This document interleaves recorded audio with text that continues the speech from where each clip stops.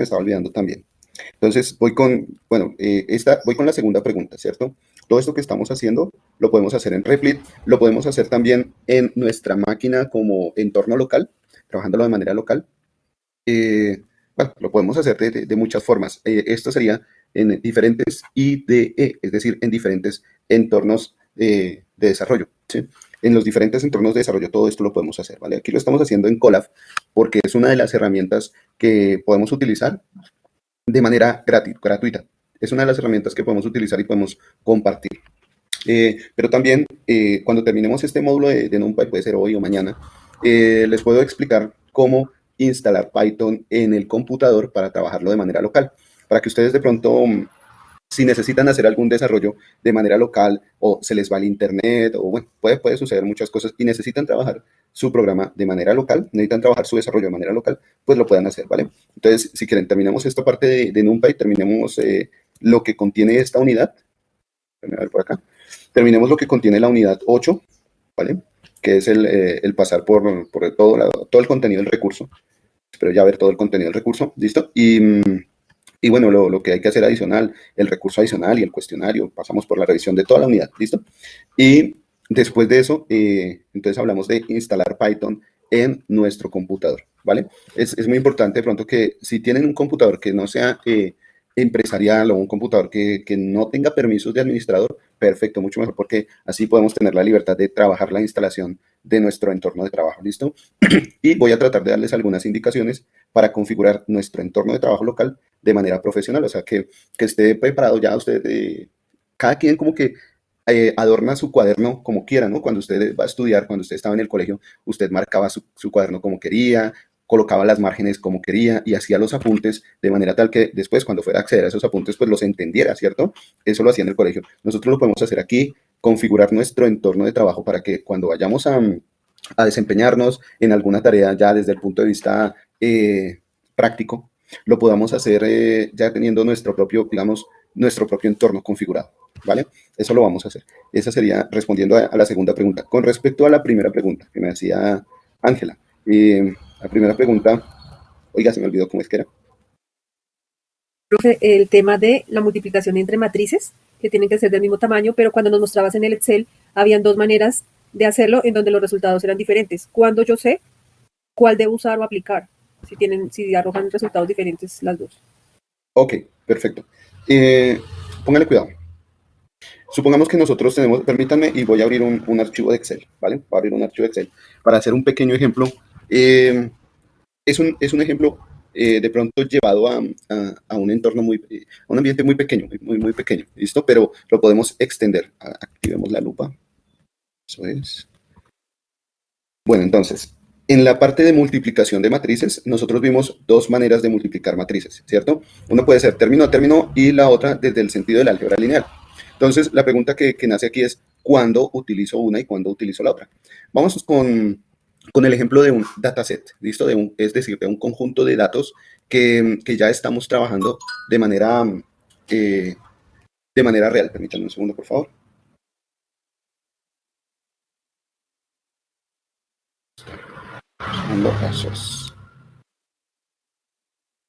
Entonces, imaginemos que ya estamos en un, ¿qué?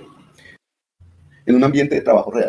¿Listo? Estamos en un ambiente de trabajo real y dentro de todo nuestro conjunto de datos, imaginen que tenemos una tabla de Excel con varias columnas. No sé qué pueda tener la columna 1, qué pueda tener la columna 2, ¿cierto? Bueno, podemos tener muchas columnas, etiquetas en nuestras columnas y podemos tener datos que algunas veces pueden ser numéricos. Aquí podemos tener datos numéricos. Por ejemplo, tenemos aquí esta columna es de datos numéricos, puede que esta columna también sea de datos numéricos, en esta ocasión podemos tener datos numéricos enteros, ¿okay? Podemos tener una columna de datos como, digamos que booleana, ¿sí?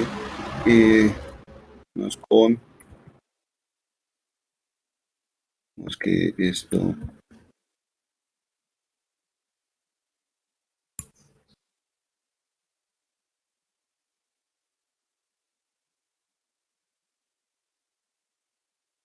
suponer que tenemos una columna con valores booleanos, tenemos una columna, bueno, no sé, con algunos valores descriptivos, mayor, menor, medio, etcétera. ¿Listo? Simplemente como para ejemplificar, digamos que quitemos estas que están acá. Entonces, tenemos diferentes valores. Tenemos un conjunto de datos con diferentes valores. ¿Listo? Vamos a suponer que tenemos este conjunto de datos. Y resulta que vamos a hablar de dos situaciones. Hablemos de dos situaciones diferentes. Una primera situación en la que estas dos columnas de datos numéricos, una primera situación en la que estas dos columnas de datos numéricos, resulta que, digamos que el tener que analizar en conjunto estas dos columnas me implicaría mirar cierta relación, por ejemplo, ver cierta relación y que esa relación hace que una tercera columna o cuarta columna, bueno, aquí está la puse como, voy a insertar aquí otra columna 5. Vamos con otra columna 5 y también coloquemos la numérica, ¿vale? Puede ser así, de esta manera. Vamos a suponer que tenemos estas columnas numéricas, estas que están acá, y que resulta que la relación entre la columna 1 y la columna 2 hacen que en la columna 5 tengamos cierto resultado. Es decir, que si yo llego y tomo la columna 1 y la columna 2 y la estudio, la analizo con respecto a la columna 5, supongamos que hacemos el análisis de estas columnas, que aparentemente pues en nuestro conjunto de datos están separadas, pero cuando vamos a hacer un análisis resulta que nos encontramos con que tienen cierta relación. Resulta que estas columnas tienen cierta relación y que la relación se hace más fuerte en la medida en la que tomamos las dos primeras columnas y las operamos matemáticamente. Cualquier operación puede ser que cuando sumamos los elementos de esas dos columnas, la columna número 5 resulta que tiene un resultado parecido a esa operación. O cuando hacemos una resta entre esas dos columnas, la columna número 5 tiene cierta relación o una división o una multiplicación. Pero para hacer esta operación, pues tenemos que hacerlo término a término, es decir, vamos a multiplicar cada uno de los elementos entre sí. Esto apenas entre columnas, pero lo podemos extender, si queremos, a una matriz. Por ejemplo, puede que no solo ocurra con una columna 2, sino que puede que ocurra con columnas 3, 4, y que puede que estas columnas sean también numéricas. Aquí yo las coloqué como booleanas y con caracteres, pero supongamos que estas columnas son numéricas. Y que cuando yo opero esas columnas matemáticamente con la otra columna, pues resulta que me voy a encontrar con una cierta relación en una columna posterior, la que tenemos aquí, ¿sí? La pregunta es, ¿cuál relación puede haber? ¿Qué tipo de relaciones puede haber? ¿Cierto? Cuando yo veo que la relación es punto a punto, es, digamos, registro a registro, aquí la operación tengo que hacerla así mismo, ¿no? Punto a punto. Es la manera en la que tengo que hacer la operación. Puede ser una suma, una resta, una multiplicación, división entera, módulo, cualquier operación, ¿listo? Cualquier operación. Pero si supongamos que nosotros ya no tenemos una columna, vámonos al ejemplo en el que tengo, bueno, voy a hablar de mi columna 3 y hablemos nuevamente de valores numéricos. Digamos que entre 3 y 50. Vamos a suponer,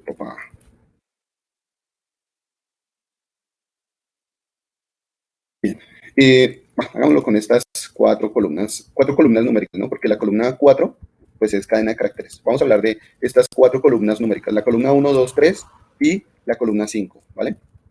¿Qué pasa cuando nosotros tenemos este tipo de columnas y nos encontramos con cierta relación? Voy a llevarlo a un ejemplo un poco más pequeño. Imaginemos que tenemos valores de una ecuación sencilla con sus coeficientes 2x más 3y más 5z, ¿cierto? Y resulta que esta ecuación es igual a algún valor, cualquiera. Tenemos otra ecuación, x más y menos z igual a 1. Y una tercera ecuación, 4x menos y más 2z igual a 2. Supongamos que tenemos esta ecuación. Cuando nosotros hablamos desde el punto de vista matemático de tres ecuaciones con tres incógnitas, pues lo podemos solucionar de diferentes formas, utilizando diferentes métodos. Podemos realizar la solución, ¿cierto? Sin embargo, una de las soluciones que nos permite, que la matemática nos permite utilizar, o uno de los métodos que la matemática nos permite utilizar, es la solución desde el punto de vista matricial. Cuando nosotros tomamos únicamente los coeficientes de cada ecuación, si tomamos los coeficientes de cada ecuación, entonces podríamos pasarlo a un punto de vista matricial. Aquí, si tomo los coeficientes de esta ecuación, tomaría el 2, el 3 y el 5, que son los coeficientes de estas variables, de x, de y y de z, ¿cierto? Con la siguiente ecuación, si tomo los coeficientes de esa ecuación, que son los numeritos que acompañan a las variables aquí, el numerito que acompaña a x es 1, el numerito que acompaña a y es 1, el numerito que acompaña a z es menos 1. Cuando tomo esos coeficientes en la siguiente ecuación, 1, 1, menos 1, y en la última ecuación, los coeficientes de 4, menos 1, 2, ¿cierto? Aquí estoy tomando una matriz, estoy tomando todos esos valores en una matriz, pero resulta que mi objetivo fundamental es encontrar los valores de las variables, ¿no? Para esto tengo también otro vector con el cual puedo trabajar, que es el vector de los resultados, ¿cierto? Cada ecuación que tenemos aquí tiene un resultado. 2x más 3y más 5z igual a 4. La de abajo igual a 1. La de abajo igual a 2.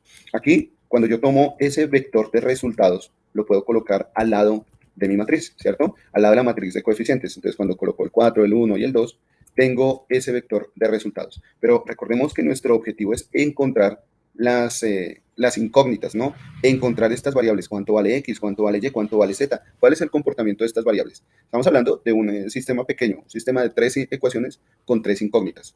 Aquí lo que puedo hacer es utilizar algunos métodos de solución dentro del álgebra lineal para encontrar el valor de x, de y y de z, ¿cierto?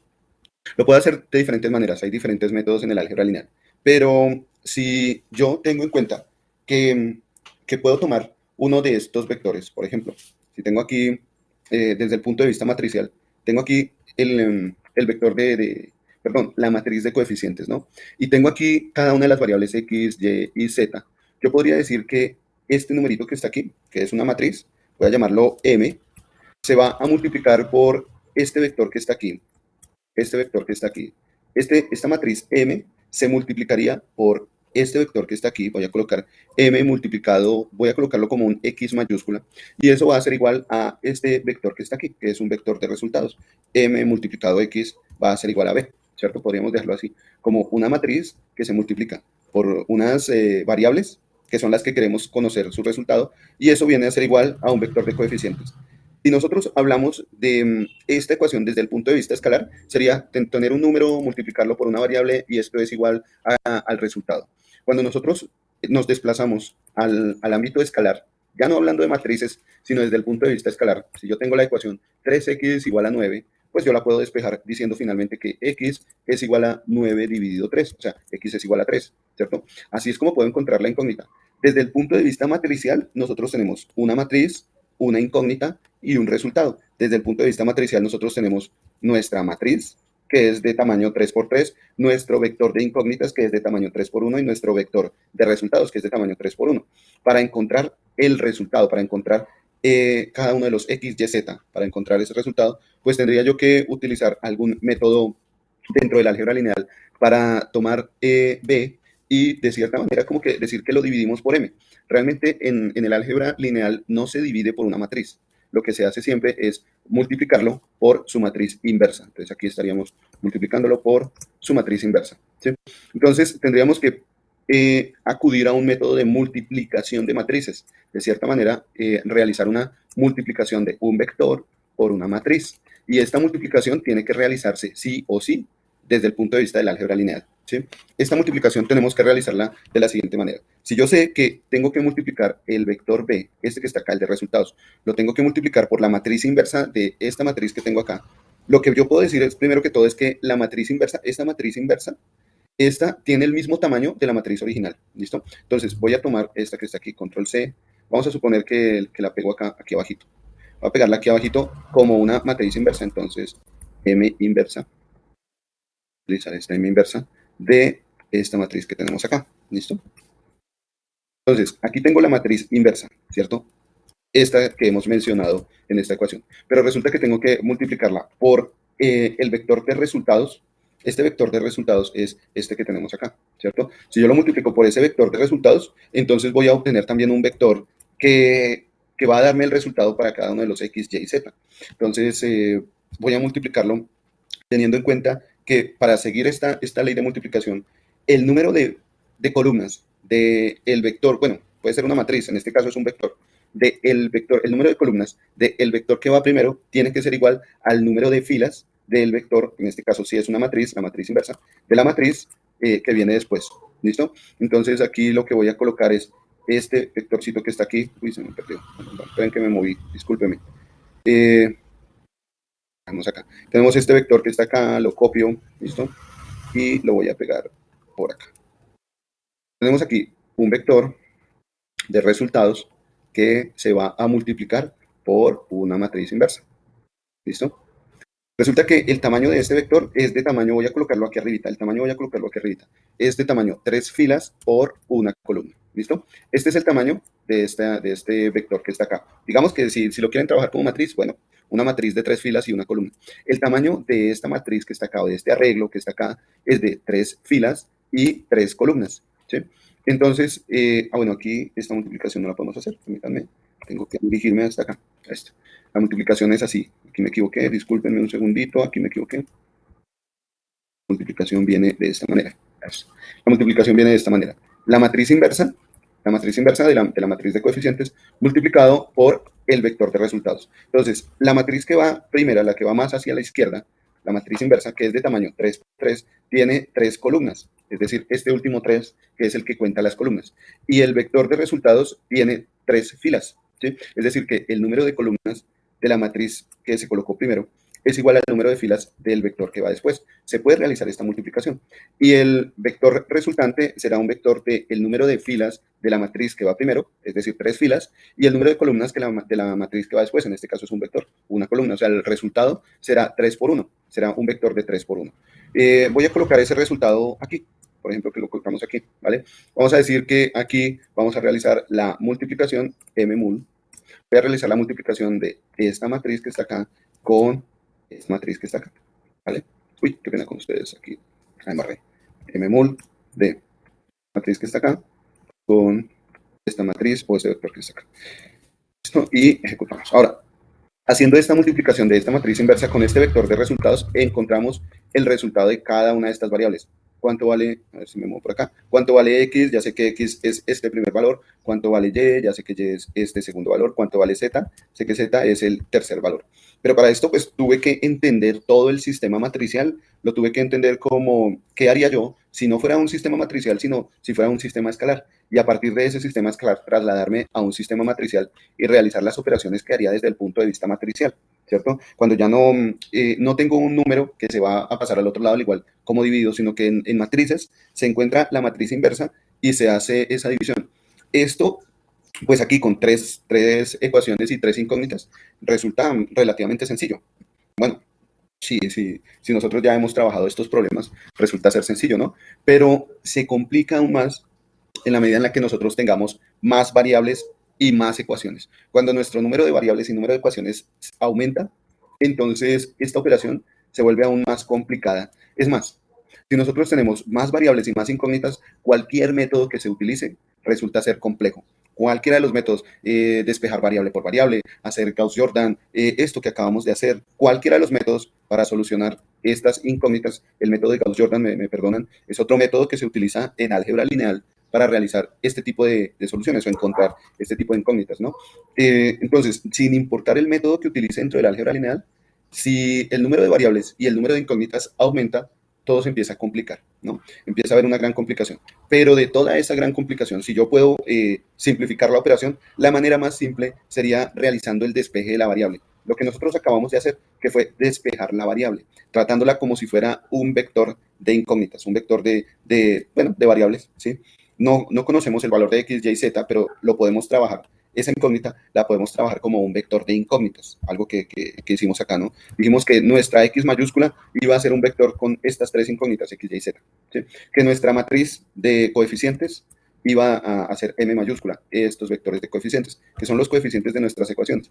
Esto, como les decía, es para este caso sencillo. ¿Qué tal si lo trasladamos a un dataset real y resulta que ya no tenemos solamente 3 columnas con 3 valores, sino que ahora tenemos más columnas con más valores, 5 columnas, 6 columnas, 7 columnas, cada una con su incógnita? Es decir, si tenemos 8 columnas, estaríamos hablando de 8 incógnitas, ¿cierto? Deberíamos utilizar una novena columna para encontrar el resultado. Y en la medida en la que se van incrementando los valores y las variables, pues asimismo también se va haciendo complicado el procedimiento para encontrar la solución, ¿cierto?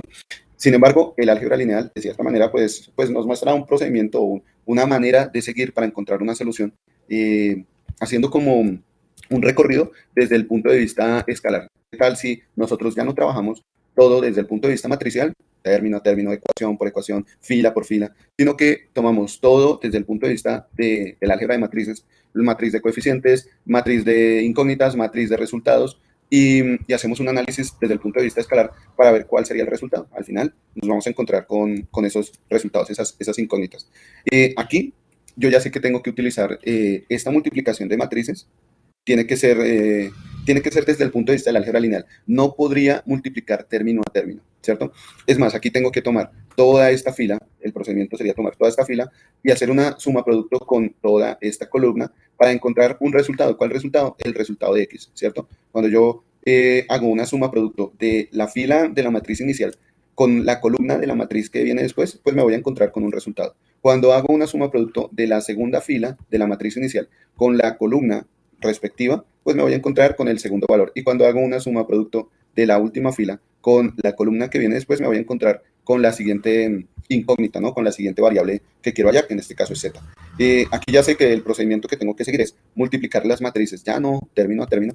No tendría sentido multiplicarlas término a término, sino que tengo que hacer una operación dentro del álgebra lineal. Si yo las multiplico término a término, podría tener otra matriz que tiene el mismo tamaño de la matriz más grande. ¿Sí? En este caso, esta matriz que está aquí. Entonces, multiplicar este término por este término, luego este por este, luego este por este. Entonces, al final tendría una matriz que por lo menos tendría el mismo tamaño de la matriz más grande.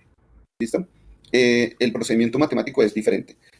Aquí hay que tener en cuenta es eso. Eso es lo que me permite distinguir cuando realizo una operación de multiplicación de matrices o de vectores término a término y cuando realizo una multiplicación de matrices y vectores desde el punto de vista del álgebra lineal. No sé si quedó de pronto entendido, si alcancé a solucionar o si quedaron más dudas.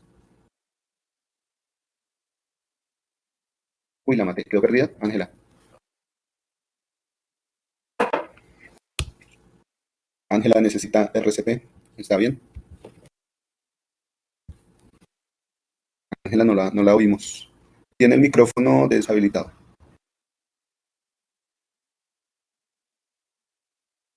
Estoy conectado, ¿sí me escuchan?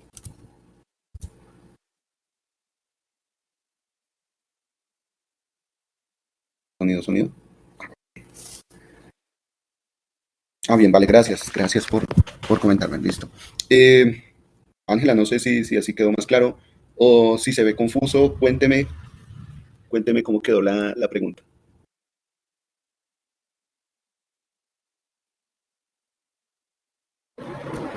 Ángela.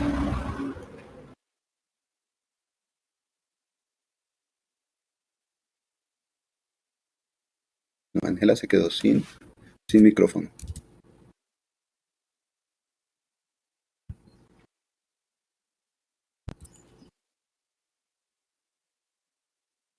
Bueno, básicamente ya para redondear esa idea, ese concepto es que sé que debo utilizar la multiplicación de matrices término a término cuando voy a buscar una relación únicamente en cada registro.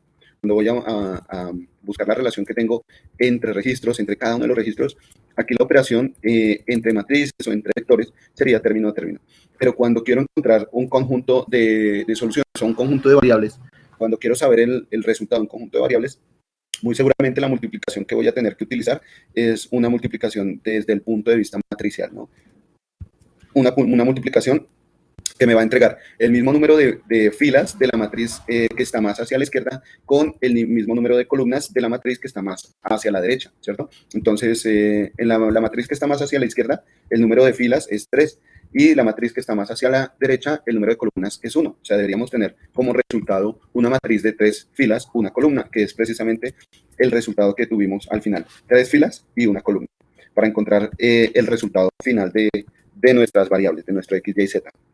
Bueno, este es uno de los ejemplos. Pueden haber más ejemplos. Ahorita puede que no se me ocurran, pero pueden haber más ejemplos donde la multiplicación implique una suma producto vectorial. Esto sería una suma producto de vectores. Si ustedes se dan cuenta, estoy multiplicando esta fila y multiplicando esta columna y tomando cada uno de esos términos, multiplicándolos, el resultado parcial de esas multiplicaciones lo voy a sumar para obtener finalmente un resultado. Se puede dar en muchas situaciones, aquí yo pues plasmé un pequeño ejemplo, pero se pueden dar muchas otras situaciones para esa multiplicación de matrices. Lo que debo tener en cuenta es eso. Y voy a tomar una suma producto de filas por columnas para encontrar un resultado específico. Aquí la multiplicación es matricial, pero si voy a realizar una operación entre registros, si lo que quiero es mirar operaciones entre registros o resultados entre registros, entonces ahí la operación, si es multiplicación, se realizaría término a término, ¿vale? Esto para que de pronto lo tengan en cuenta. No sé si quedó claro para Ángela, que fue quien hizo la pregunta. Espero que sí, ¿vale? Y bueno, entonces, recordando lo que habíamos visto en nuestra clase anterior, hablamos precisamente de esa multiplicación de matrices, cómo realizarla aquí en Python.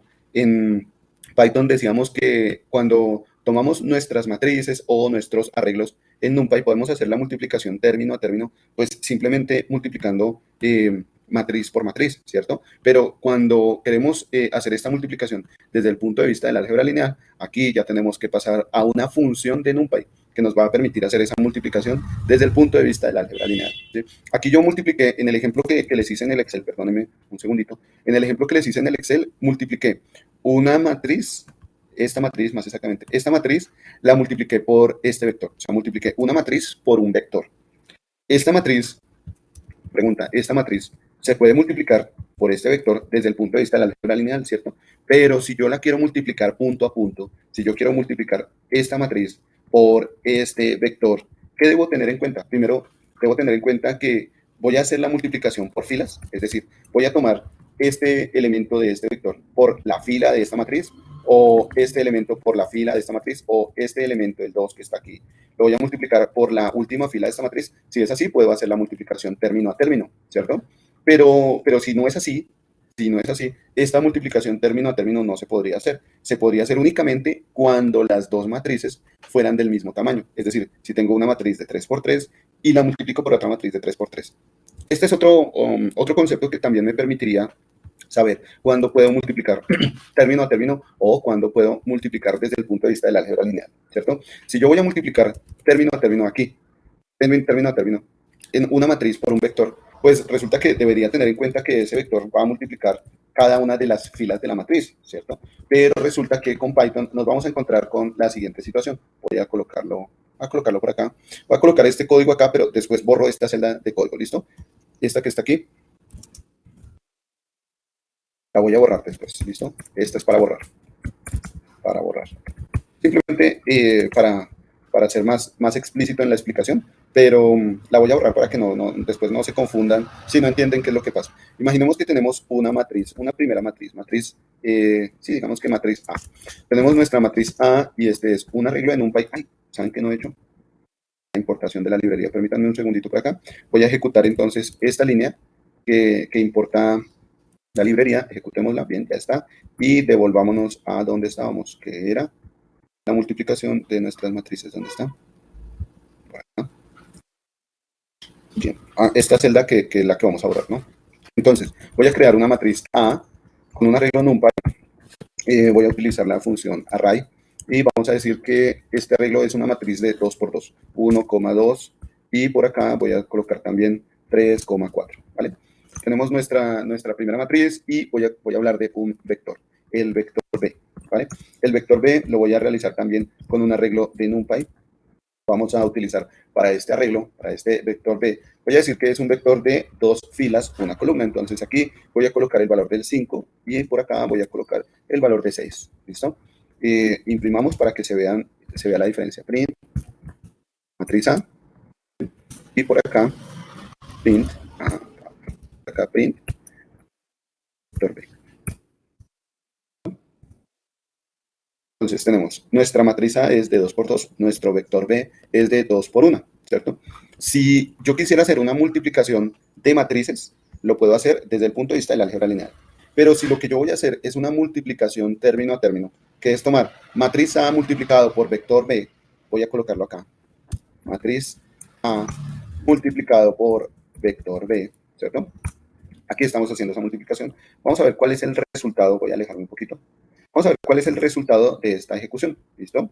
Cuando nos acercamos, entonces, para ver el resultado de esta multiplicación, es este último arreglo que está acá, ¿vale? Voy a envolver esto en un print. Vamos a colocar aquí, así, concatenemos, listo. Es por acá, coloquemos nuestro vector y por acá coloquemos el resultado.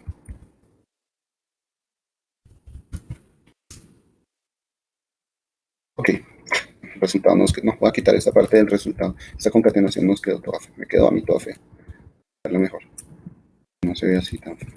Entonces, digamos que ya sabemos cuál es la matriz A, es esta que está acá, el vector B, este que está acá, y el resultado, matriz A por vector B, este que está acá, ¿cierto?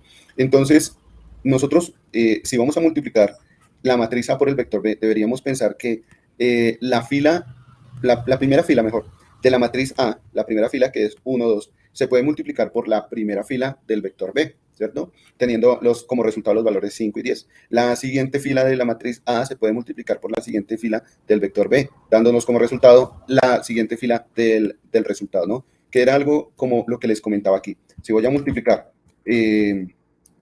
matriz por vector, entonces debería tener en cuenta que la multiplicación que se va a hacer es de la fila de una matriz se va a multiplicar por la fila de un vector, la fila de la otra matriz se va a multiplicar por la fila del otro vector y así sucesivamente, para encontrar la matriz resultante. El resultado, miren que la matriz resultante tiene el mismo tamaño de nuestra matriz más grande, es decir, esta matriz que está acá, que es de 2 por 2, y la matriz resultante, que es de 2 por 2, pues ambas tienen el mismo tamaño, ¿listo? Y esto para este tipo de multiplicaciones, una multiplicación término a término. Y cuando nosotros realizamos esta multiplicación, pero desde el punto de vista del álgebra lineal, aquí tendría que o usar, bien sea la función matmul o usar el operador arroba. El operador arroba nos realiza exactamente la misma operación. Entonces voy a utilizar aquí el operador arroba, si les parece bien, si me permiten, por favor. Usemos aquí, en vez de esta multiplicación de este operador, vamos a utilizar el arroba, ¿listo? Y vamos a ver cuál es el resultado, o la diferencia mejor de resultados entre esos dos operadores. Miren, este que está aquí es el resultado de multiplicar matriz A por vector B con el operador asterisco. Este que está acá. Y el que está bajito, la matriz o el arreglo que está bajito, es el resultado de multiplicar matriz A por vector B desde el punto de vista del álgebra lineal. Son resultados diferentes. Procedimientos diferentes me dan resultados diferentes, ¿vale? Efectivamente, cuando lo que tengo en mente como objetivo, pues es diferente. Si lo que tengo en mente como objetivo es diferente, obviamente el resultado va a ser diferente. ¿Listo? Esto no sé, es para que se entienda un poquito más la comparación. O pongamos aquí algo así como comparación de multiplicaciones. Con eso no lo borramos. Con eso no borramos esta celda. ¿Listo? Y bien. Y mandemos esta celda para aquí abajito. Que quede después de la multiplicación del álgebra lineal. Bueno, no sé si desde este punto de vista quedó bien explicado, no sé si hay preguntas. Y básicamente estas serían las dos formas de multiplicación de matrices. ¿Listo? Mucho mejor, profe, gracias. Vale, con gusto, con gusto. Pensé que la había matado, pensé que, mejor dicho, de una explicación tan pesada que le mandé el ladrillazo directamente. No, profe. Bueno, pensé que había sido muy ladrilludo, pero bueno, listo, bien. Entonces, pónganle cuidado. La otra cosa que vimos, o el otro tema, el otro aspecto que vimos en NumPy fue el manejo de condiciones, cuando nosotros podemos definir valores de verdad, falso o verdadero en todo nuestro arreglo para hacer especie de filtros, filtrar valores, tomar arreglos. Aquí nosotros decíamos que utilizábamos una operación, no solo de comparación, sino también una operación lógica. Es decir, utilizábamos el operador ampersand para hacer la operación lógica AND. ¿Sí? Aquí no la usábamos, no la usábamos con la palabra AND, sino con el operador lógico. La diferencia aquí es que este operador lógico va a hacer la operación término a término para cada una de estas condiciones. ¿Sí? Esta sería la diferencia. Entonces va a hacer la operación término a término. Va a mirar si este término cumple con estas dos condiciones, si el siguiente término cumple con esas dos condiciones, si el siguiente término cumple con esas dos condiciones. Entonces, por eso la diferencia de utilizar este operador AND en lugar de utilizar este operador AND que está acá. De hecho, cuando utilizamos el operador AND que está acá, nos generó alguna especie de error, ¿no? Voy a ejecutar nuevamente esta celda utilizando este operador AND para recordar cuál fue el error que nos arrojó. No me acuerdo cuál fue el error. Voy a ejecutarlo para recordar cuál fue el error que nos arrojó y por qué tuvimos que cambiar de operador. Entonces aquí dice que el valor de verdad de un arreglo con más de un elemento es ambiguo, que debemos usar la función any o la función all. Más de un elemento, sí, efectivamente aquí con este AND está realizando la operación de todo el conjunto, no de manera marginal, sino de manera conjunta. Es decir, está tomando todo el arreglo, aquí, todo este arreglo, mejor dicho, toda esta operación o esta operación A mayor que 2 me entrega un arreglo de valores de verdad con falso y verdadero. Acá, un arreglo con falso verdadero, dependiendo de si cumple o no la condición. Esta otra condición también me está entregando otro arreglo con falsos y verdaderos. Resulta que aquí nos dice que cuando utilizamos este operador con más de un elemento, pues el resultado viene a ser ambiguo. Por eso es que necesitamos realizarlo término a término. La diferencia aquí está en que utilizamos el operador ampersand. Y cuando ya lo ejecutamos con el operador ampersand, ya se realiza término a término. Se hace la evaluación término a término. Ya no de todo el conjunto de datos, un conjunto de datos y otro conjunto de datos, sino que se toma cada elemento por elemento. Y se mira si cada elemento cumple esa condición. ¿Listo? Esa sería la diferencia. Por eso ya podemos obtener aquí un conjunto de datos que cumpla con esas condiciones. Bien, esto para hacer filtrado de valores, esto nos sirve perfectamente para hacer filtrado de valores. Tenemos también nuestra función linspace. Bueno, hicimos aquí el filtrado de valores teniendo en cuenta las diferentes maneras de filtrado, ¿no? No solo el mayor o el menor que, sino también el mayor igual, menor igual, igual igual o diferente.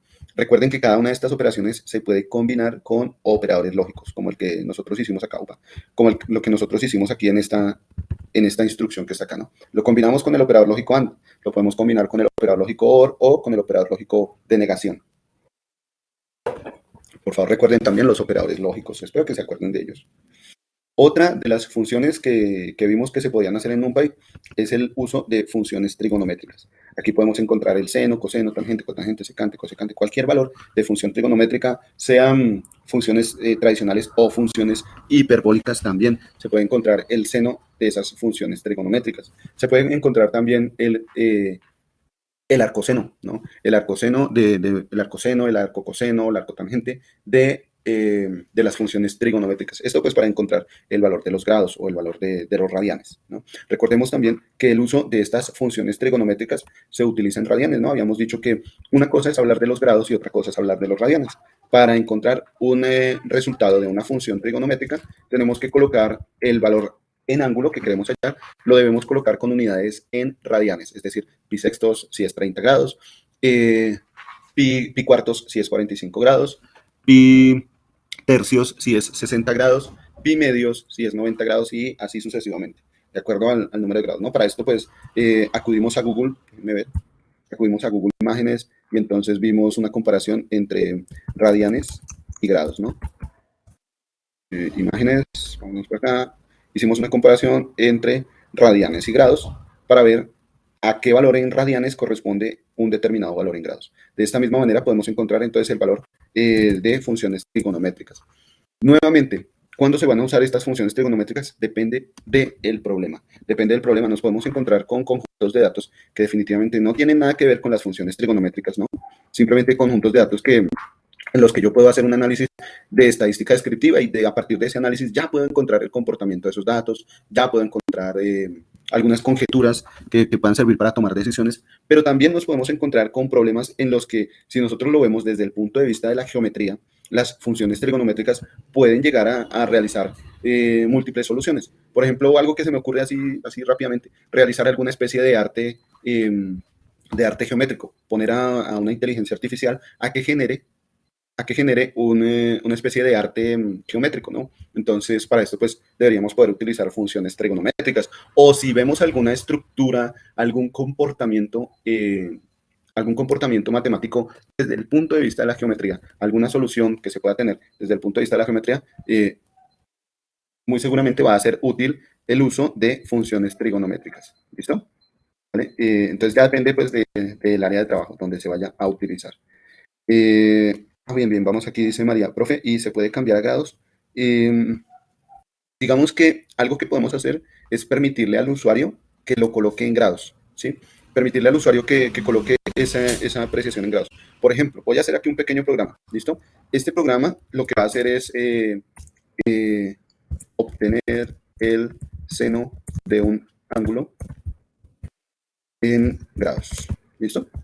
Entonces, lo que vamos a hacer es preguntarle al usuario por un determinado valor en grados. Digamos que este valor lo voy a almacenar en la variable x. Acuérdense que para preguntarle algo al usuario, utilizamos la instrucción input. Voy a decirle al usuario, señor usuario, ingrese un valor en grados. ¿Listo? Vamos a decir, preguntarle al usuario por algún valor en grados. Este valor en grados lo vamos a convertir en un tipo de dato numérico que sea flotante, ¿vale? Entonces voy a envolverlo aquí en un float. De tal manera que si el usuario ingresa un valor en grados, pues se convierte automáticamente ese valor numérico a un valor en grados numérico. Ahora, quiero utilizar la función seno. Voy a utilizar la función np.sin, ¿cierto? Yo no podría colocar directamente x, porque resulta que la función seno utiliza unidades de radianes. Debo colocar x, pero esta vez convertido a unidades en radianes. Entonces, ¿cómo hago esa conversión? Voy a hacerlo por acá. Entonces, ¿cómo hago esa conversión? Si sé que 180 grados corresponden a pi radianes, entonces la pregunta es, x grados, que es el valor en grados que ingresa el usuario, x grados, ¿a qué valor en radianes corresponderá? ¿Cuál será su valor en radianes? Entonces aquí estoy haciendo una especie de regla de 3, ¿no? Tomo este x y lo multiplico por pi y lo divido por 180 para encontrar el respectivo valor en radianes. A este valor en radianes es el que yo voy a colocarle aquí dentro del valor seno para que se encuentre el seno de ese valor que colocó ahí el usuario. Entonces, lo que voy a hacer con x es multiplicarlo por pi. Acuérdense que pi es una función de NumPy que puede ser llamada con np o numpy.pi, ¿no? Entonces, tomo x, lo multiplico por pi, que es lo que me está diciendo esta regla de 3. Tomo x, lo multiplico por pi y esto lo divido por 180. ¿Dónde voy a guardar este resultado? Digamos que utilizo la misma variable x para guardar ese resultado. El mismo valor de x va a almacenar este resultado. Ahora ya puedo colocar, ahora sí, este x ya puede ser utilizado para hallar el seno de ese x. Si yo le hubiera colocado aquí otro nombre de variable, por ejemplo, la variable pp, entonces ese valor de pp ya puede ir dentro del seno, ¿cierto? Ese valor de la variable pp, o bueno, cualquier otra variable, y, por ejemplo. Entonces ahora y es el valor de radianes de x, es x pasado a radianes. Ahora ya podemos decirle al usuario, aquí podemos colocarle un print al usuario para decirle el seno de los grados que él puso, el seno de esos grados, estos puntos, y imprimimos ahí ese seno, ¿no? Aquí acuérdense que podemos utilizar las diferentes formas de formatear, ¿no? Por ejemplo, si yo le quiero decir el seno de, en vez de esos grados, colocarle aquí el valor numérico en grados, ¿cierto? Es decir, aquí voy a colocar este valor numérico en grados que colocó el usuario, que es x, este valor que ingresó el usuario, que es x, el seno de x, vamos a colocarlo aquí como grados. El seno de x grados es tanto, ¿cierto? Vamos a ejecutar este código que está aquí.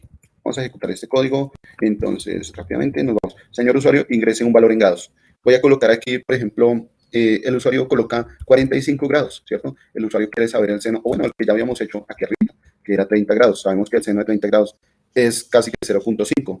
Entonces, señor usuario, ingrese un valor en grados, colocamos 30, le damos Enter y se le dice al usuario, el seno de 30 grados es 0.5, bueno, 0.49999, que ese viene a ser 0.5. Podemos usar algún otro de los formatos que vimos para imprimir la concatenación de texto con variables, ¿no? Lo que estamos haciendo aquí. El seno de tantos grados es... Y mire que aquí el usuario usó el valor de x, lo usó en grados, ¿no? X lo definió el usuario en grados, dijo 30 grados, pero de todos modos la ejecución se dio en radianes.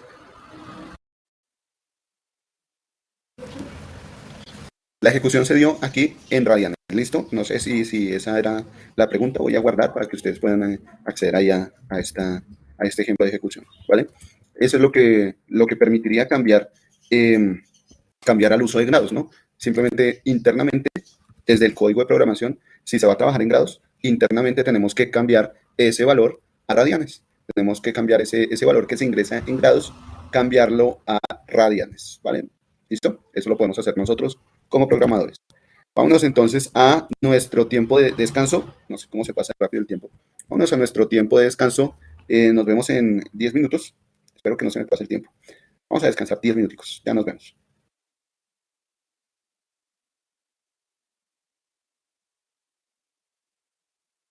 Muy bien. Continuamos entonces, mis estimados amigos. Vamos entonces por acá otra vez a nuestro Colab. eh, ejemplificamos la solución del uso de funciones trigonométricas. Y creo que nos quedamos acá. Déjenme ver en nuestro cuaderno de apuntes. Vamos por aquí. Indexing ya lo realizamos. Slicing, cambiamos dimensiones. Agregar o eliminar dimensiones. Clean space, random. Shape y reshape. ¿Qué otra cosa? Max, Armax, BTP, percentil, medio. Bueno, dentro de las funciones estadísticas también está una función que nos permite hallar los cuartiles, ¿no? La función percentil nos permite hallar los cuartiles, pero también hay una función que nos permite hallar los cuartiles. Llamamos pues concatenar, respuesta, copiar, condiciones. Esto fue lo último que vimos. Operaciones entre arreglos y matrices y almacenamiento. Y listo, creo que ya con esto terminaríamos. Y vamos con medidas de posición. Voy aquí a esta sección de medidas de posición. Permítanme un segundo.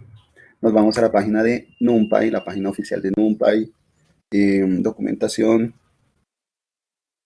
API reference. Bueno, busquemos aquí. Mejor voy a buscar. Esta es la función quantil. Déjenme ver si la encuentro por acá. Permítanme un segundo, por favor. Quantil. Está bien. Aquí está. Entonces se utiliza el arreglo que puede ser convertido en arreglo. Bien.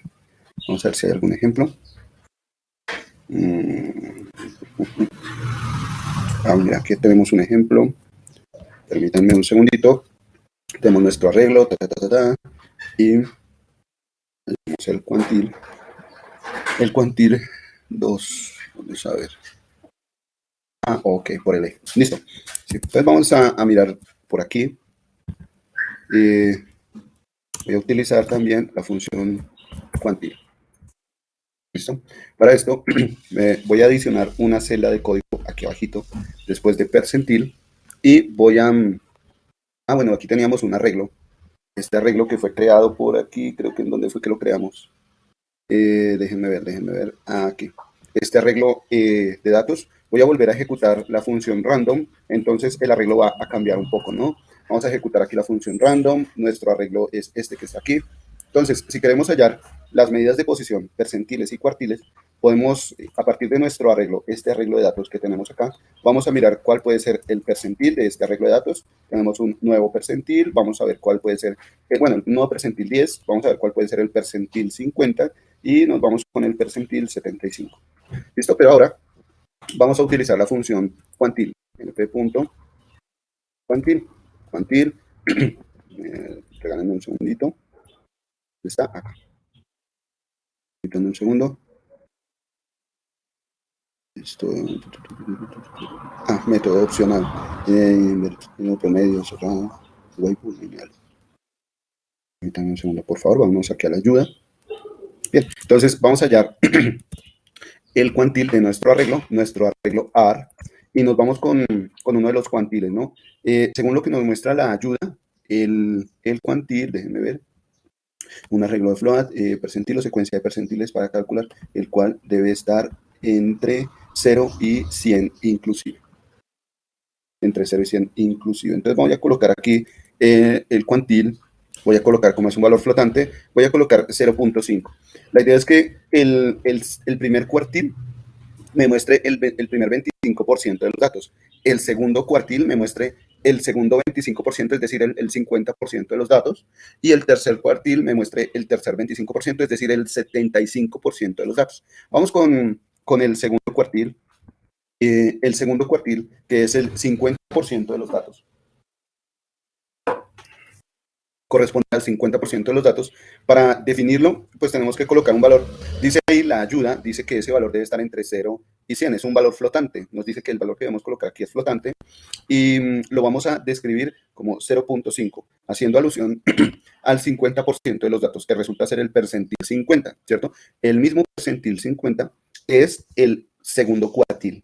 El segundo cuartil, en este caso, pues resulta ser el cuartil con el arreglo en 0.5. Si nosotros vamos al tercer cuartil, es decir, al 75% de los datos, entonces voy a adicionar aquí otra celda de código.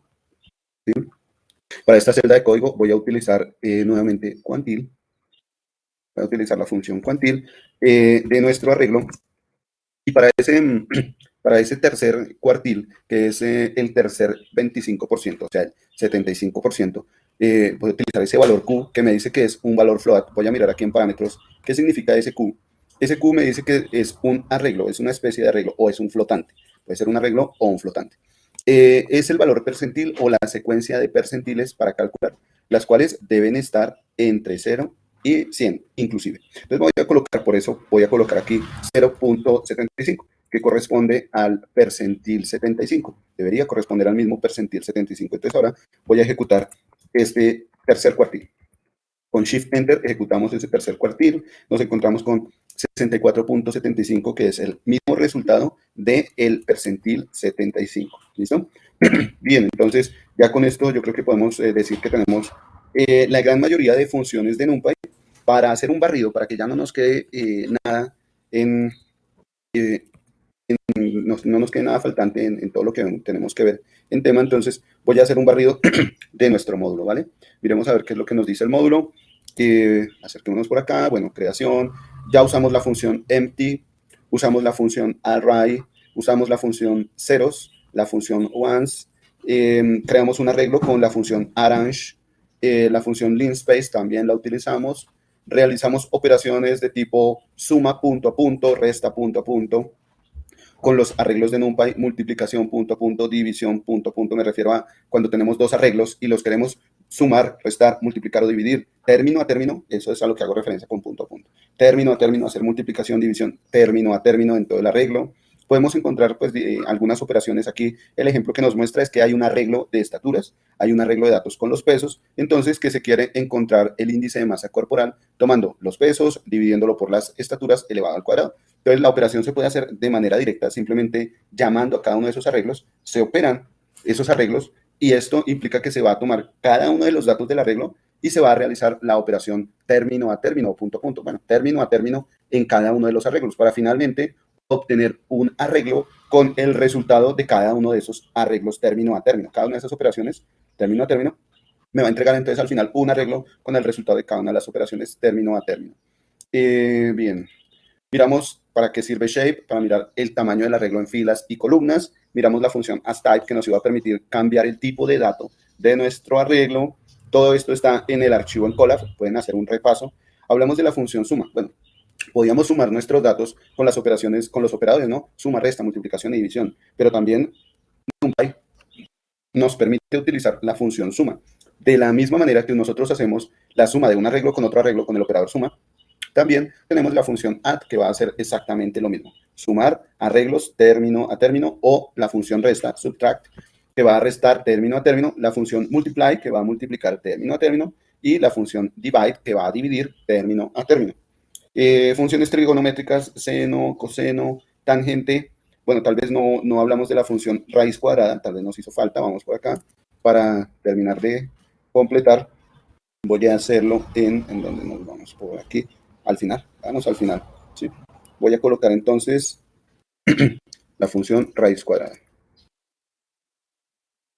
Entonces, para la función raíz cuadrada usamos sqrt, esta función que tenemos aquí, sqrt, y resulta que podemos obtener la raíz cuadrada de un número, np.sqrt, llamando a nuestra función de NumPy. Dentro de la librería NumPy llamamos a la función sqrt, que nos va a permitir obtener la raíz cuadrada, por ejemplo, de algún número. Digamos que la raíz cuadrada de 4, cuando la ejecutamos, pues obtenemos la raíz cuadrada de 4. Pero, ¿qué pasa si ahora nosotros tenemos un arreglo? ¿Se acuerdan de nuestro arreglo R? Voy a imprimirlo por aquí. Voy a imprimir nuestro arreglo R. Pues resulta que también podemos sacarle la raíz cuadrada a cada uno de los elementos de nuestro arreglo. Entonces voy a colocar nuevamente la función np.sqrt y adentro colocamos nuestro arreglo.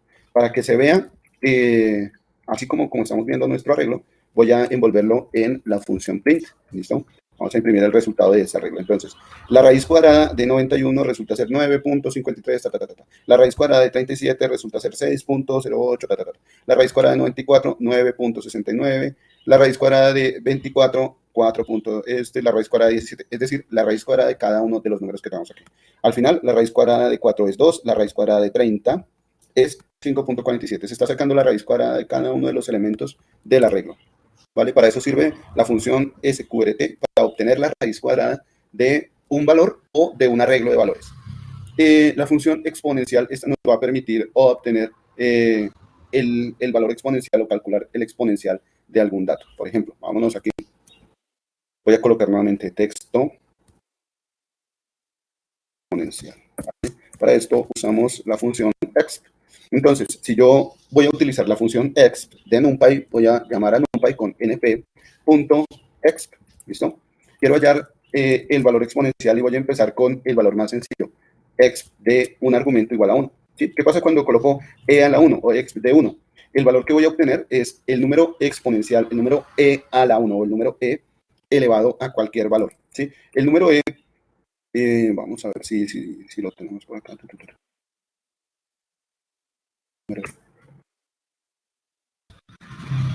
El número e, este que está por acá, resulta que el número e es igual a 2.718281. Es un número irracional, un número que no termina en sus decimales. ¿Sí? Miren, si ustedes se dan cuenta, el número e tiene infinidad de decimales, así como el número pi, que también tiene infinidad de decimales. El número e también tiene infinidad de decimales. Se obtiene a partir de una serie. Pero si yo tomo ese número e como una base, como un valor base, y le puedo colocar un valor de exponente e elevado a cualquier número, pues me voy a encontrar con algunas características de los números. Me puedo encontrar con que voy a encontrar algunas descripciones. Déjenme ver si veo por acá. Tal vez no lo encontramos de manera directa, pero lo que les puedo decir es que casi que el número e resulta explicando muchos de los comportamientos naturales desde el punto de vista matemático. Perdón. Entonces, cuando yo le coloco aquí entre paréntesis 1, lo que va entre paréntesis es el exponente al cual voy a elevar el número e. ¿Sí? ¿Qué tal si yo le coloco entre paréntesis 2? Voy a tomar este número e, que es 2.71, y lo voy a elevar al cuadrado, ¿cierto? Se elevaría ese número al cuadrado. Entonces, lo que va dentro del argumento de la función exp es el exponente al cual se eleva el número e. ¿No? El cual se eleva el número e. Bien, ¿qué otra cosa? Tenemos la función logaritmo. Me va a permitir obtener el logaritmo natural de diferentes valores. Entonces, resulta que si yo quiero obtener el logaritmo natural del número e, voy a por acá a colocar texto. Vámonos con logaritmo. Logaritmo usamos la función log. Para el logaritmo usamos la función log. np.log, ¿vale? Vámonos con np.log. ¿Qué tal si yo coloco como argumento dentro de la función logaritmo? Pues yo coloco cualquier número, ¿no? Puedo colocar el 1, puedo colocar el 2. Generalmente el logaritmo aquí viene a ser la función inversa del exponencial, ¿sí? Si yo coloco el logaritmo de 1, bueno, el logaritmo de 1 inicia en 0, pero si yo coloco dentro de la función logaritmo, quiero hallar el logaritmo del número e. Si yo coloco adentro del logaritmo el número e, np.exp elevado a la 1, ¿cierto? Aquí estoy colocando el logaritmo del número e. ¿Qué pasa con ese resultado? Pues resulta que el logaritmo de e es 1, porque la función logaritmo es inversa a la función exponencial. Ambas son funciones inversas, ¿vale? Bien, la función logaritmo natural. Déjeme ver si tiene algún otro argumento. Déjeme ver. Entonces tenemos aquí la salida, donde el arreglo, el orden, tipo de dato, logaritmo x, natural, parámetros x, la salida n de array. Creo que no hay más. Bueno, vemos si hay ejemplos. Ejemplos, no, nada, listo. Todo bien por acá. Ok, entonces la función logaritmo me va a permitir obtener el logaritmo de algún número o de un arreglo de números, ¿no? Así como la función exponencial me permite encontrar el valor exponencial de un número. Aquí puedo tomar e a la 1. También puedo encontrar el número e de un arreglo de datos, ¿listo? Si yo coloco el número e, dentro del número e coloco como argumento el arreglo, pues entonces voy a tomar e elevado a ese cierto número. Lo mismo va a pasar con la función logaritmo. Puedo colocar un escalar dentro de la función logaritmo o puedo colocar aquí un arreglo. ¿Cómo sería eso? Vamos a imprimir acá. Y voy a imprimir también el uso de la función logaritmo, pero en vez de colocar un arreglo, en vez de colocar un escalar, perdón, voy a colocar ahora un arreglo. ¿Listo? para ver el resultado de la función logaritmo. Es más, de hecho, voy a quitar, si yo quito esta función exponencial y encuentro el logaritmo del arreglo, pues los números van a ser diferentes. Aquí me está dando el mismo resultado del arreglo porque estoy realizando operaciones inversas, es decir, le estoy encontrando el número e a cada elemento del arreglo, esto que está aquí arriba, estoy hallando el número e de cada elemento del arreglo y luego a cada número de esos, a cada uno de esos elementos, le hallo el logaritmo natural. ¿Qué resulta de eso? Resulta el arreglo original, que es lo que estamos viendo acá, ¿no? Los valores del arreglo original. Vamos a imprimir por acá. Vamos a imprimir el arreglo original. Entonces, miren, tenemos el arreglo original y en la última línea tenemos nuevamente nuestro arreglo original. Obviamente ahora tiene valores con punto flotante, valores con punto decimal, ¿sí? Pero porque nosotros realizamos una operación exponencial y logaritmo que me entrega resultados flotantes. Nuestro arreglo es de enteros, pero tiene los mismos valores, tiene exactamente los mismos valores porque las dos operaciones son inversas, ¿listo? La operación de exponencial, la función exponencial y la función logaritmo. Bien, ¿qué otras funciones que no hayamos dicho nosotros que estén aquí en el módulo? La función array, el atributo de forma, shape. Ya sabemos que con shape podemos saber el número de filas y de columnas de un arreglo. ndim nos va a permitir saber la dimensión de nuestro arreglo. La función size. Con la función size podemos saber el tamaño de los elementos o el número de elementos. Permítanme, eso no lo hicimos fue por acá, tamaño con shape, dimensionamiento del arreglo. Déjenme ver si aquí en tamaño. Bien, acá. Voy a hablar de nuestra matriz. Voy a ejecutar esta línea que está aquí. Entonces, hablando del tamaño, voy a imprimir la matriz, ¿de acuerdo? Imprimamos la matriz. Cuando hablamos del tamaño, con la función shape, ¿cierto? Cuando hablamos del tamaño con la función shape, matriz, si la encontré. ¿Ya? Se llama matriz 2. Matriz, bueno, espérese a ver dónde ejecuté matriz solita. Coloquémosle así, matriz 2. Entonces, matriz 2 y aquí matriz 2. Cuando nosotros vemos nuestra matriz 2, una matriz de 2 por 2, y utilizamos la función shape, pues la función shape nos da el tamaño en filas y columnas, ¿listo? Cuando utilizamos la función size, vamos aquí con size.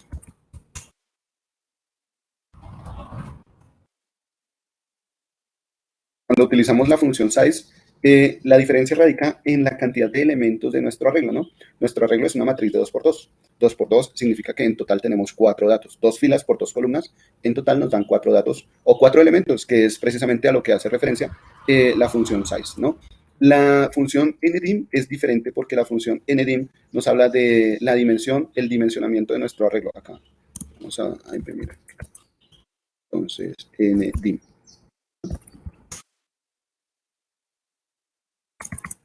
Con ndim, entonces vemos las dimensiones de nuestra matriz. Es una, perdón, es una matriz de 2 filas y 2 columnas, es decir, es una matriz de 2 dimensiones. ndim nos dice que nuestra matriz es de 2 dimensiones. Size nos dice que en total tenemos 4 elementos. Y shape nos dice que nuestra matriz es de 2 filas y 2 columnas. ¿Listo? Esta sería como la diferencia en estas funciones. Regresemos aquí para ver qué otra función nos hace falta por revisar. dtype nos permite ver el tipo de dato que almacena cada elemento. Puede ser un tipo de dato entero, flotante. dtype.name también hace exactamente lo mismo que la función dtype, ¿no? Conocer el tipo del dato de cada uno de los elementos de la regla. Simplemente extiende la operación, pero hace exactamente lo mismo. Aquí en estos, me refiero a estas dos líneas. La función datos.dtype y datos.dtype.name. Aquí, esta última línea se extiende con respecto a la anterior, se extiende colocando el argumento o la función .name, ¿no? Pero entregan exactamente lo mismo, el tipo de dato que almacena un elemento de la regla, ¿listo? Ambas funciones van a entregar lo mismo, solo que la de abajo pues se extiende un poquito más, hace referencia al nombre, pero ambas van a entregar exactamente el mismo resultado. También hablamos de slicing. Slicing lo hicimos primero hablando del indexing, es decir, apuntando hacia una posición de nuestro arreglo, pero también hicimos la segmentación, el slicing de nuestro arreglo. Si tenemos un arreglo de datos 1, 2, 3, 4 y queremos ver solo los elementos en la posición índice 1 y en la posición índice 2, pues podemos apuntar hacia los datos en la posición del 1 al 3, 1, 2.3, indicando que tomamos los elementos 1 y 2, ¿no? Acuérdense que el último valor, cuando hacemos slicing, el valor final, se toma una posición antes. Aquí dice que va desde 1 hasta 3, pero realmente está tomando desde 1 hasta 2, inclusive. ¿Listo? Bueno, slicing también lo vimos, ahí en el Colab está la sección de slicing. La parte de filtrado, nosotros la llamamos en nuestro Colab, aquí, en el Colab, nosotros la llamamos como una condición o condiciones, aquí. En la sección de condiciones hicimos precisamente el filtrado de nuestros valores, ¿no? Aquí en el texto lo llaman filtrado, ¿vale? Pero es simplemente tomar nuestro arreglo y aplicar algunas condiciones dentro de nuestro arreglo, mirar dentro de esas condiciones cuáles se cumplen como verdaderas, y con esas condiciones que se den como verdaderas podemos crear un nuevo arreglo, como lo que nosotros hicimos acá, ¿no? Vimos que en nuestro arreglo habían condiciones que se cumplían, por lo tanto creamos un nuevo arreglo con esas condiciones que se cumplían.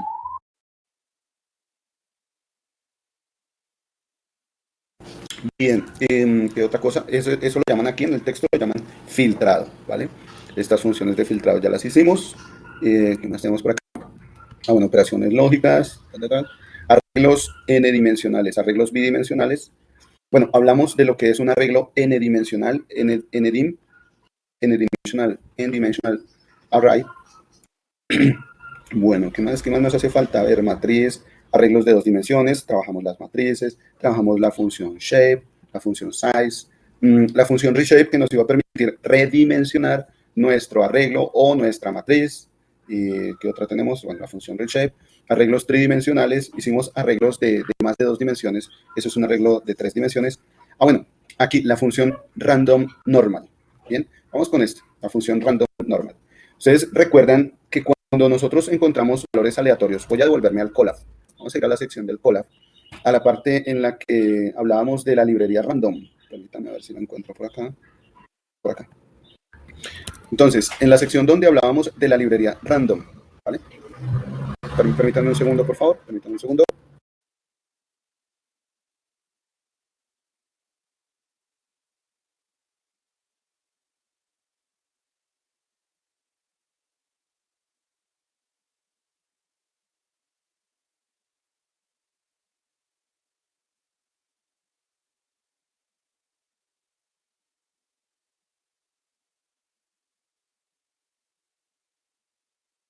Muy bien, gracias por su amable espera. Entonces, les decía que...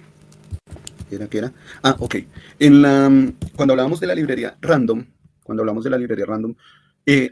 de cómo se generaba un número aleatorio. Que para generar un número aleatorio, realmente nosotros íbamos a tener un código. Vamos a ver si lo puedo ejemplificar aquí rápidamente. Digamos que tenemos nuestro código fuente. Acá voy a decir que tenemos un código. Este es un código que genera un número aleatorio. ¿Listo? No sé qué es lo que tenga ese código, puede tener muchas instrucciones. Tenemos aquí un código que genera un número aleatorio. Pero resulta que para poder utilizar ese código, bueno, la ejecución de ese código implica que se le coloquen valores de entrada. Es decir, debe iniciar con, bueno, alguna especie de input o algún valor inicial. A ese valor lo llamamos valor semilla. ¿Listo? Entonces, necesitamos tener un valor semilla que inicie con el código que genera un número aleatorio. Cuando termina de ejecutarse ese código, pues al final el código imprime el número aleatorio. Es decir, entrega aquí un número aleatorio. Al final, entrega un número aleatorio. ¿Vale? Eso es lo que hace nuestro código. Bueno, va a ser no nuestro código, sino el código en NumPy que vamos a ejecutar. Tenemos un código fuente que genera un número aleatorio, pero este código fuente necesita un valor semilla. Necesita de ese valor semilla para poder ejecutar ese código y al final entregar un número aleatorio. Decíamos que esto realmente no se llama una generación de un número aleatorio, esto se llama una generación de un número pseudo aleatorio. Sería aleatorio si el código no necesitara un valor semilla, pero siempre va a necesitar un valor semilla, un valor de inicio con el cual pueda empezar a generar ese número aleatorio. Es lo que va a pasar en los sistemas computacionales. ¿Listo? Siempre vamos a necesitar un valor semilla. Este valor semilla puede ser la fecha, puede ser la hora, puede ser un valor del nivel de memoria RAM que se está utilizando, puede ser de hecho un valor aleatorio dentro de los que se está utilizando en el código, en el programa, en el computador, ¿cierto? Fecha, hora, bueno, cualquier cualquier valor aleatorio puede servirnos como semilla. Resulta que en la función de NumPy o en las funciones de NumPy que nos generan el número aleatorio, nosotros podemos decirle cuál puede llegar a ser ese valor semilla para que nos entregue el número aleatorio. Entonces, voy por acá con la función, primero que todo, voy con la función seed. La función seed, esta que está acá, random.seed, define la semilla o el valor semilla de esa generación de números aleatorios. Cuando yo le digo que la semilla puede ser el número 0, estoy yo definiendo ese valor semilla, ese valor inicial. Pero cuando no utilizo la función seed, pues simplemente estoy dejando que sea el mismo código o la misma librería random la que genere ese número aleatorio. La misma librería random va a generar ese valor semilla, no aleatorio, sino ese valor semilla inicial para la generación de nuestro número aleatorio, ¿vale? Entonces nosotros podemos decirle cuál puede ser ese valor semilla o el mismo código fuente puede elegir el valor semilla. Si nosotros no le decimos cuál es el valor semilla, el código fuente decide cuál es el valor semilla. Para eso pues nos va a servir la función seed, que es la que nos va a decir cuál es el valor semilla a utilizar. Ahora bien, la función, los valores aleatorios, voy a irme por aquí a Excel, tomar por aquí en Excel. En Excel nosotros utilizamos una función para generar números aleatorios, ¿no? Que en español es la función aleatorio, en inglés es la función rand o random, ¿vale? Aquí en español nosotros la tenemos como aleatorio y esto nos genera un número entre 0 y 1. Esta función aleatoria nos genera un número entre 0 y 1. Es decir, si nosotros tomáramos esta generación de número aleatorio y lo repitiéramos muchas veces, es decir, en varias filas, repetimos esta generación de números aleatorios, resulta que de esos números aleatorios nosotros podemos encontrar el promedio. Si yo voy a utilizar la función promedio, aquí, voy a utilizar la función promedio de todos esos números aleatorios para ver cuál es el comportamiento en promedio de todos esos números aleatorios. También puedo saber cuál es la media, la mediana, la moda. Puedo conocer cuál es el comportamiento estadístico de esa generación de números aleatorios. Resulta que este comportamiento estadístico puede darse de diferentes maneras, con diferentes distribuciones estadísticas. Permítanme, lo coloco por acá. Vamos aquí. Vamos a ver. Distribuciones estadísticas. Voy a colocar aquí imágenes para ver algunas de las diferentes distribuciones estadísticas. Vamos a ver si esta gráfica nos ayuda. Voy a abrirla aquí. Entonces, pónganle cuidado. Tenemos diferentes distribuciones estadísticas. Hay una distribución que nosotros utilizamos para explicar el comportamiento de los números aleatorios, que fue la distribución normal. Cuando tiene un comportamiento de crecimiento y decrecimiento, decimos que es una distribución normal. Algunas veces lo llaman la curva de Gauss, ¿no? Pero generalmente o típicamente se conoce como una distribución normal. Pero en estadística tenemos diferentes distribuciones. Los datos se pueden comportar de diferentes maneras. Tenemos distribuciones geométricas, hipergeométricas, distribución logarítmica serial, binomial negativa, distribución de Pascal, distribución de Poisson-Gonzalez, de una distribución polinomial. Tenemos diferentes tipos de distribución. O sea, lo que quiero que sepan es que tenemos diferentes comportamientos en los datos. Y esto ocurre por la manera en la que se obtiene la aleatoriedad de esos datos. ¿Listo? Si nosotros hablamos de una distribución normal, déjenme ver si está por aquí. Digamos que esta que está acá.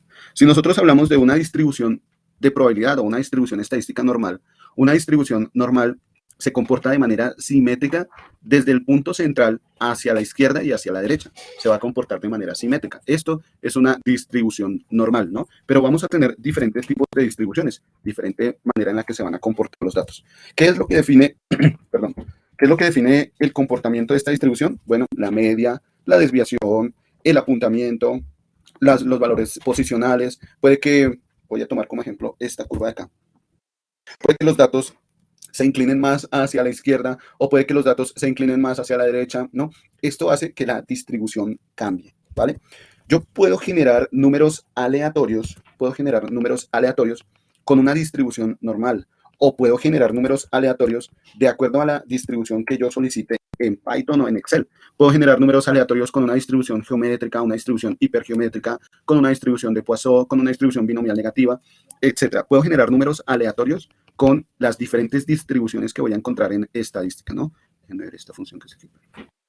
puedo generar números aleatorios con las diferentes distribuciones, ¿listo? Para ver la gráfica aquí en Excel, para ver el comportamiento de estos números aleatorios aquí en Excel, yo lo que voy a hacer es copiar estos números. Acuérdense que estos números se generaron con la función aleatorio, ¿no? Utilizamos la función aleatorio para generar todos estos numeritos de acá. Entonces lo que voy a hacer es copiar estos numeritos, control C, y los voy a pegar, pero esta vez con sus valores, ¿se acuerdan? Voy a pegar los valores. Entonces, voy a pegarlos acá. Es decir, que ya no voy a tener aquí la fórmula aleatorio. Ya cada celda no tiene la fórmula aleatoria, cada celda tiene ahora el numerito. ¿Qué voy a hacer con este conjunto de datos? Lo que voy a hacer es ordenarlos. Aquí me voy a Excel, a la sección de ordenar y filtrar. Vamos a ordenar ahí nuestros datos y los vamos a ordenar de menor a mayor. Voy a decirle que se ordenen de menor a mayor. Cuando voy a mirar entonces los datos ya están ordenados del menor al mayor, ¿vale? Voy a colocar al lado la distribución de probabilidad. Entonces voy a utilizar la función dist.norm. Voy a utilizar esta función dist.norm. Pero para usar esta función necesito el valor en X, necesito la media, necesito la desviación estándar y necesito decirle si ese valor va a ser acumulado o no. Entonces, el valor en X va a ser ese valor aleatorio que acabamos nosotros de encontrar. La media va a ser el promedio de todos estos datos. Ese valor promedio creo que lo teníamos por aquí en una de las casillas, creo que en la celda C2 es donde estamos colocando el valor promedio. En la celda C2 estamos utilizando el promedio. Voy a dejarla como fija esa celda. Luego viene la desviación estándar. Todavía no hemos hallado la desviación estándar o la desviación típica de todo este conjunto de datos, pero voy a utilizar la celda C3 para colocar el valor de esa desviación estándar y la voy a dejar fijada con F4 para que no se mueva. Punto y coma, y ahora me pregunta si quiero que mi distribución sea acumulada o no. Entonces, aquí nos dice que si le coloco verdadero, nos va a devolver el valor de distribución acumulada, pero si le coloco falso, no nos va a acumular ese valor, devuelve la función de probabilidad bruta. Vamos a utilizar la función de probabilidad bruta, y voy a cerrar aquí esa operación. Aquí me entrega un error, pero es porque no hemos definido la desviación típica. Vamos entonces con la desviación típica o la desviación estándar, y ya tenemos un valor para nuestra distribución de datos. Esta distribución es normal, o sea que ya podemos hacer una gráfica de X contra la distribución normal, ¿no? Aquí vamos a llamémosla, bueno, llamémosla así, distribución. ¿Listo? Simplemente así. Entonces vamos a tomar estos datos y en la sección de insertar, vamos a darle en insertar, vamos a ir a la sección de gráficos para seleccionar alguna dispersioncilla. Puede ser una dispersión sin la unión de puntos. Voy a seleccionar por ahora esa dispersión. ¿Listo? Y esa dispersión de puntos, bueno, miren que me va a dar como una especie de distribución. Lo que voy a hacer ahora es unir los puntos. Si nosotros nos ponemos a unir los puntos, podríamos encontrar casi que el comportamiento de una distribución casi que normal, ¿no? Se parece al comportamiento de una distribución normal. Puede que no sea normal exactamente, puede que sea una distribución geométrica. Hay distribuciones que se llaman distribución T-de-Student, hay otra distribución que se llama chi cuadrado, hay diferentes distribuciones. Digamos que esta distribución, vamos a colocar el ejemplo, es una distribución normal porque utilizamos la función dist.normal. Si estos datos aleatoriamente se hubieran comportado con una distribución normal, pues muy seguramente vamos a ver ese comportamiento en la gráfica. Voy a modificar el gráfico, vamos a cambiarlo por acá, cambiémoslo ya uniendo los puntos, ¿vale? Unamos los puntos. Entonces, si ya realizamos la unión de los puntos, vemos el comportamiento de nuestros datos como una distribución normal. ¿Qué tal si nuestra media cambia? Si la media cambia, 0.5, perdón, es coma, 0,5. Si la media cambia, la gráfica, nuestra distribución de puntos cambia, o la gráfica de distribución, mejor. La gráfica de distribución cambia. Si la media cambia, ¿no? Pero pues nosotros estamos utilizando números aleatorios. Cuando queremos asegurarnos de que nuestros números aleatorios, los números que estamos generando de manera aleatoria, tengan un comportamiento de distribución normal, aquí no lo estamos asegurando, pero si nosotros quisiéramos asegurar ese comportamiento de distribución normal, pues ya no le vamos a decir a esos números aleatorios que se generen únicamente con la función aleatoria. ¿Se acuerdan que esos números se generaron con la función aleatoria? No. Ahora tenemos que decirle que quiero que se generen dentro de una distribución normal. Para esto voy a utilizar también la función de distribución normal, pero esta vez la voy a utilizar al revés. La voy a utilizar de manera inversa. Distribución normal.int. La voy a utilizar al revés. Aquí me pregunta por un valor de probabilidad y ese sí lo voy a dejar aleatorio. ¿Listo? Vamos a decir que ese valor de probabilidad es aleatorio. La media, voy a decir que quiero que mis datos aleatorios se generen con una media de, digamos que puede ser, quiero generar números aleatorios con con alrededor del número 20. Entonces yo podría colocar aquí, la media es 20, ¿cierto? Quiero que mis números aleatorios tengan una desviación estándar, o mejor dicho, se acumulen alrededor de ese número 20, se acumulen alrededor de esa media con una cierta desviación estándar, es decir, que se alejen, que por a lo mucho se alejen unos 5 puntos o 10 puntos. Aquí yo voy a colocarle de desviación estándar, voy a colocarle un valor pequeño, pequeñito, vamos a colocarle 3, bueno, 2, coloquémosle 2, que es un valor pequeño, y voy a ejecutar. Esta celda de código la voy a ejecutar para toda esta columna. Resulta que aquí la gráfica cambia, se ve un poco desordenada. Lo que voy a hacer es tener en cuenta que esta columna es una función, es decir, tengo que pasar todos estos valores los tengo que pegar como valores, o sea, copiar y pegar, que ya no sean una función. Si yo voy a una de estas celdas, pues estas celdas son funciones. Cada vez que yo opere alguna de estas celdas que tengo acá, cada vez que yo la opere, resulta que el valor va a cambiar porque se está ejecutando la función aleatoria. Para evitar eso es por lo que yo hago copiar estos valores y los pego únicamente los valores, control alt V, me permite pegar los valores. Ya cuando ingreso a la celda, ya no tengo una función, tengo un número, ¿no? ¿Para qué hago esto? Porque realmente me interesa ordenar estos números que están acá, ¿listo? Vamos a ordenar esos números aleatorios. Me voy aquí a ordenar de menor a mayor. Vamos a decirle, me pregunta ampliar selección. Vamos a decirle que no, continuar con la selección original, ¿listo?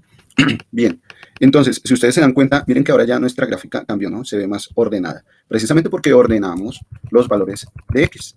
Aquí al ladito tenemos los valores de f de X. Aquí tenemos los valores de la variable aleatoria y aquí tenemos los valores de la función de probabilidad. ¿Listo? ¿Se acuerdan? X y f de X cuando hablamos de estadística.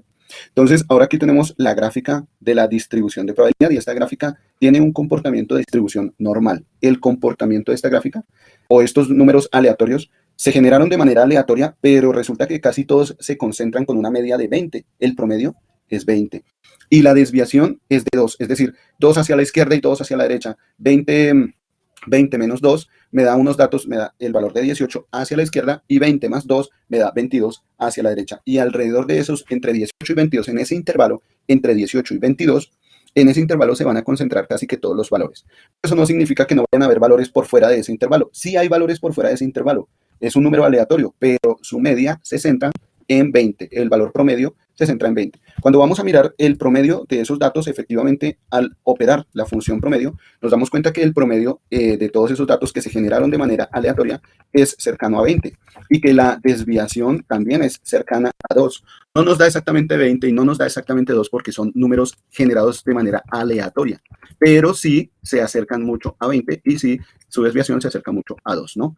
Eso es lo que va a pasar con la generación de números aleatorios. Uno procura generar un número aleatorio con una distribución normal para que cumpla ciertos requisitos el comportamiento de esos datos.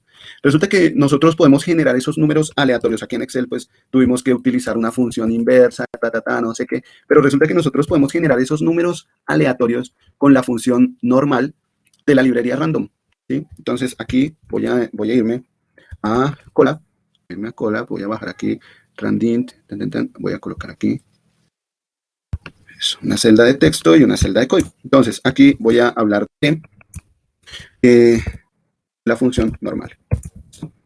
Vamos a hablar de la función normal. Entonces, para hacer uso de la función normal, la idea es que llamemos a la librería NumPy y dentro de la librería NumPy vamos a usar la función random y dentro de la librería random, bueno, la librería NumPy contiene a la sublibrería random y la librería random contiene a la función normal. ¿Listo? Resulta que para hacer uso de la función normal, abrimos paréntesis, para hacer uso de la función normal tenemos que colocarle el valor donde se va a localizar ese promedio de datos. ¿En dónde vamos a localizar ese promedio de datos? ¿Cuál va a ser la media de los datos? ¿Cuál va a ser la desviación? ¿Cuántos datos queremos finalmente, no? Esos van a ser los argumentos. Permítanme acá. Entonces, tenemos aquí, el primer dato se llama log. El primer valor del argumento se llama log, ¿no? Dentro de nuestro argumento. Después viene una coma. El primer valor se llama log. ¿Qué es log? Dentro de la ayuda, ¿qué podríamos decir que es log?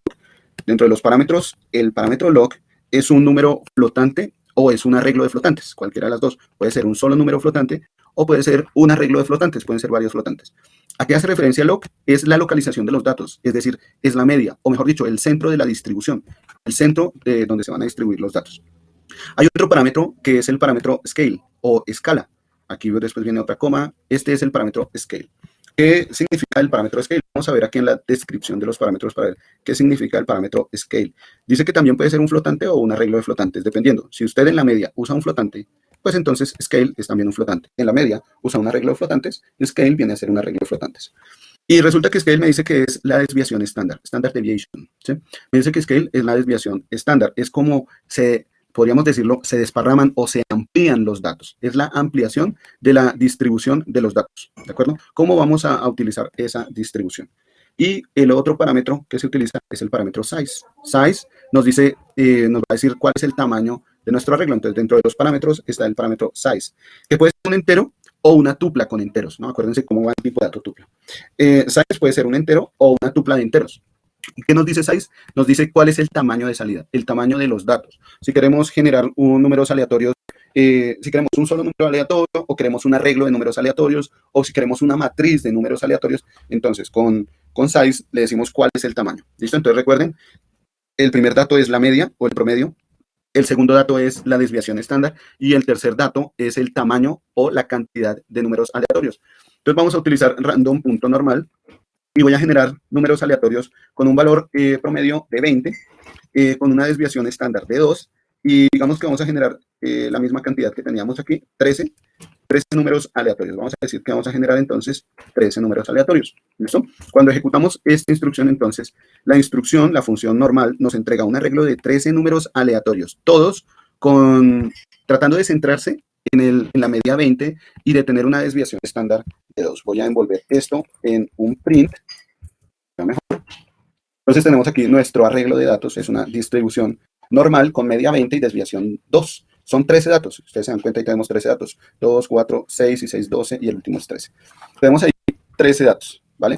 ¿Qué podemos hallar de esos 13 datos? Bueno, algo que puedo hacer es darle nombre a todo ese conjunto de datos. Por ejemplo, puede ser nuestro nuevo arreglo o arreglo 2, bueno, como quieran llamarlo, arreglo 3. Y lo que podemos hacer es imprimir nuestro arreglo 2. Vamos a imprimir. Ahora, ¿qué podemos hacer con ese arreglo 2? Podemos saber cuál es la media de ese arreglo 2. Con la función min, que puede ser extraída de NumPy, ¿no? Con la función min vamos a saber cuál es la media del arreglo 2. Entonces, la media en esta ocasión es 19.85. Se acerca a 20. No es 20, pero se acerca a 20. Voy a colocar esto en un print. Y voy a hallar también la desviación estándar con la función np.std. np.std de nuestro arreglo 2. Y voy a envolver esto también en un print para ver cuál es la desviación estándar de nuestro arreglo 2. La desviación estándar es 2.44. No es exactamente 2 porque son números generados al azar, pero sí se acerca a una desviación de 2. ¿Vale? Eso es lo que va a hacer nuestra función, esta función random.normal. Encontrar números aleatorios con un centro, es decir, con una media y con una desviación estándar. ¿Vale? Eso es lo que hace la función normal. Permítanme un segundo para ver qué funciones me hacen falta. En estadística, acabamos de hablar de la función normal, la función min, median, también ya hablamos de esta. Ah, bueno, la moda. La moda, nos hace falta hablar de la moda, esas se las quedo debiendo para mañana. La moda, estándar, variación, valor mínimo, valor máximo, el rango, percentiles, cuantiles, esto ya lo hicimos y creo que aquí termina. Bueno, la última función que me hace falta por mostrarles es la función de la moda. ¿Cómo hallar la moda en un conjunto de datos de NumPy? ¿Listo? Y ya con eso terminaríamos todo el contenido de nuestro texto. Y lo siguiente que vamos a hacer es hablar de el recurso, la actividad adicional. Acuérdense que este recurso, esta actividad adicional, no es calificable. Vamos a desarrollarla, vamos a realizar esa actividad adicional. Luego vamos a mirar cuál es el contenido de las preguntas de nuestro cuestionario. ¿Listo? Observamos el contenido de las preguntas, no lo desarrollamos. Eso lo dejamos para mirar cuáles pueden ser las preguntas. Ustedes lo van desarrollando. Y lo que sí vamos a hacer es desarrollar el cuestionario de la unidad anterior, ¿no? De esa, lo único que hicimos fue mirar el contenido de las preguntas. No lo solucionamos, vamos a solucionar. ¿Listo? Esperemos que alcancemos a hacer eso en la clase de mañana. ¿Listo? Entonces,